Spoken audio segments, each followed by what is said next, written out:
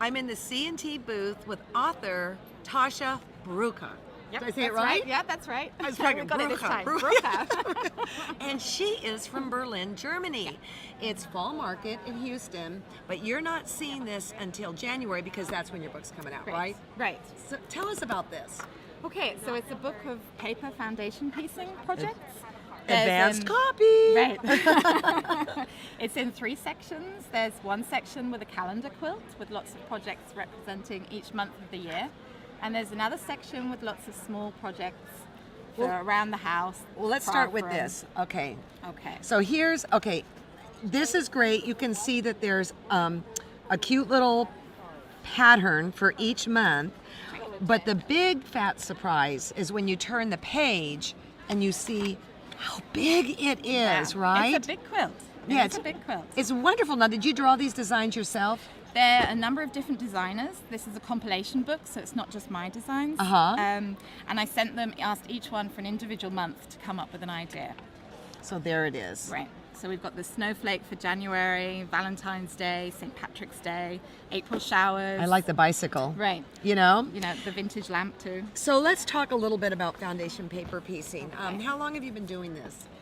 Ooh, a long time. I tend to get drawn to intricate designs, and this is like the best way to get perfect points. See, and I like paper piecing, but not Right. quite this intricate because I freak out. But this is really well presented. Right, but it's not as hard as people think it is. No, it's not. I think if you break it down into sections, it's much easier. Much easier. And so what paper do you prefer? I prefer the translucent paper here because you can see through it and see where you're placing your fabric. And I think that's key, you guys. If you're new to foundation paper piecing, use the vellum because you can see through it, right? You can see exactly where you're placing it. And for some of the designs here, where they really use things like the text, then it's crucial that you can see where you're placing each piece of fabric. Exactly. Okay, so I cut you off when you said the first section is on the calendar, and then you go into adorable little projects here. Okay, yeah, like these grapefruit coasters. Oh, So maybe cute. you hold it up. It's a really cute idea. This is by Ayumi Takahashi, and you could do like an apple design or a watermelon. I think it's really cute to highlight different fabrics and different designs. I mean, this book is filled full of just wonderful, great ideas, right? Right. Oh, okay, we love the lemons, but let's see what else. Is that the cutest style shot? Cute, yeah. Yeah, really. Okay, what about this? Okay, it's a pot holder inspired by Liberty Fabrics. It's street shops, and you can personalize it. Nice. A tea towel with your sugar and creamer. And you've got a tote with a kite. Cute. Wow, how many are in this book? There are 37 projects in total. A nutcracker pillow. And this I just adore. I Mayor love that. organizer. I So love gorgeous. that. Artist portfolio. Oh, Right. Sewing machine cover. well, you know what? Coat hanger hanging. Oh my gosh, I give So you an cute. A+ for this. Thank you. How about quilting in Germany and techniques, paper piecing? Is it Okay. common there? It is common. It tends to be more traditional in Germany. But I live in Berlin, which is a young town full of artists and designers. And we have quite a strong modern kind of guild movement there. really? Nice. Yeah, we do. So we do a lot of this kind of work and a lot of the fabrics with text on and a lot of the modern fabrics. So it's nice. Is this your first book? This is my second book with C&T Publishing. the first my one. third book in total.